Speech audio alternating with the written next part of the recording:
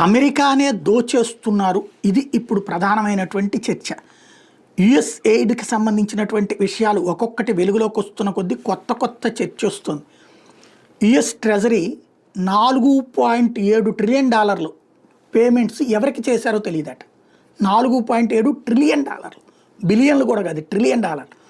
అలాగే మెడికేర్ కింద $2.7 ట్రిలియన్ విదేశాలకు పంపించారు.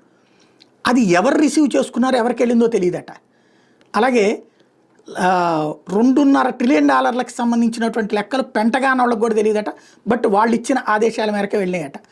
అలాగే సోషల్ సెక్యూరిటీకి సంబంధించి $100 బిలియన్ ఏడాదికి ఎవరికి వెళ్ళినాయో పేర్లు కూడా తెలియదు, వెరిఫికేషన్ లేవు అక్కడ.